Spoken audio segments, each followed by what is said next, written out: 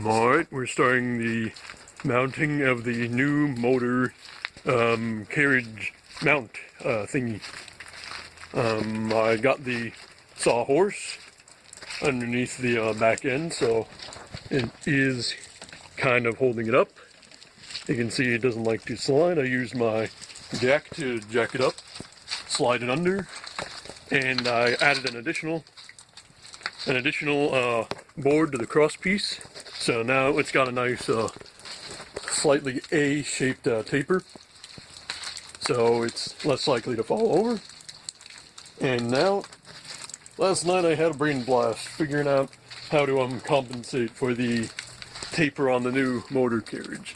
I did some trigonometries, and I discovered that it's about 3 inches away, or 3.5 inches away on the top, and flush on the bottom. So I'm going to be mounting a pair of studs, an additional pair of studs underneath. We'll get under here and show you. I'm going to be mounting them at an angle right here. It's going to run on the entire length all the way to this end. So, and that is about 40 1/8 inches. I will be doing this on both sides, and hopefully that will provide a nice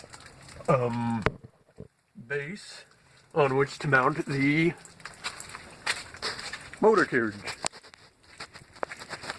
Now, some of that yellow color might look a little weird. That's because I was cannibalizing a old stasis stock I made for Judd McStud. I mean, I hadn't used it in a while, so I figured why not take it apart, cannibalize it. And I will be putting the studs in the bottom of Marduk as soon as this wood gets all de-iced, because we had some freezing rain yesterday, and this is a post that was holding the mech upright, keeping it from tipping over. So it's got some frozen ice on it, but since I'm facing the south-ish, what's the sun doing all the way in the south? Anyway, since it'll be in the south, it should, melt off in the next hour or so. Now, I'm cannibalizing this old stasis dock of Judd McStud because of the new one, which I have right here. You can see it's got a X base, one single 2x4 going up, with a little hook on the top on which one can rest the frame. You can see there's an old frame over there from Judd McStud. That was the original first frame. I built a new frame for the current Judd McStud, so I am going to eventually be moving Judd McStud in here so I can put some armor on him that is more safe to be around people. Because, metal armor, it's got the pointy bits not covered by, tape or anything, so that's unsafe.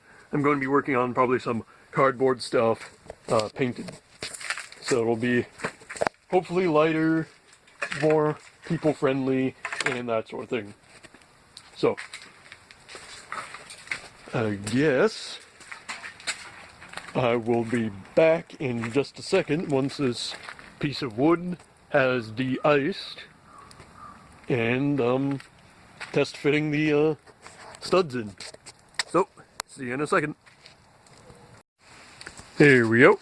We've got the mech supported only by the sawhorse, and the old motor carriage housing, whatever, is taken off, and we'll be slipping on this new one, and then finally be installing the struts after I get the lower bolt mounts figured out.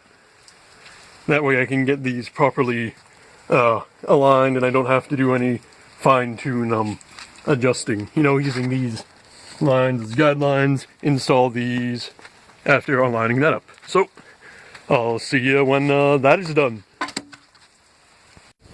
So, here we are, everything nicely lined up.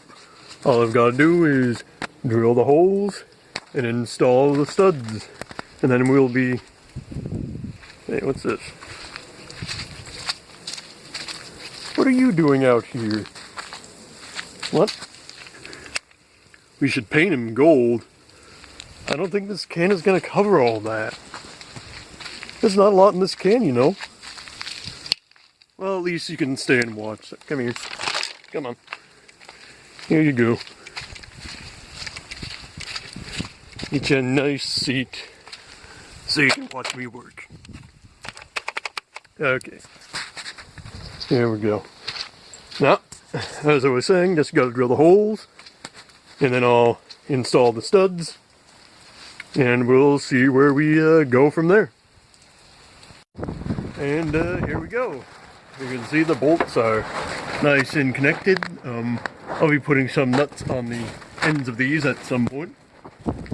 And it is going to be able to stand on its own. I mean, compared to that skinny mess that was the previous motor, Who's what's it?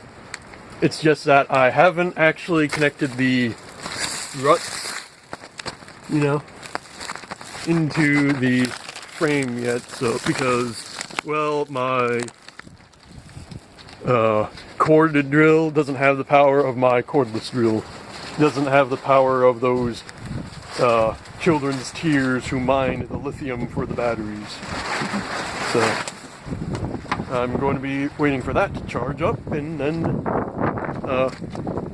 cement those, well, screw those posts in, and then remove the sawhorse and reconnect the snowblower. But it is getting windy and cold as it is starting to near sunset, and my little buddy, he wants to go inside because he's so cold. So I guess that will be all for this video. So tune in next time when we hopefully finish up the motor housing and get ready for the next test run. So be sure to like and subscribe, and I will see you next time. Bye bye.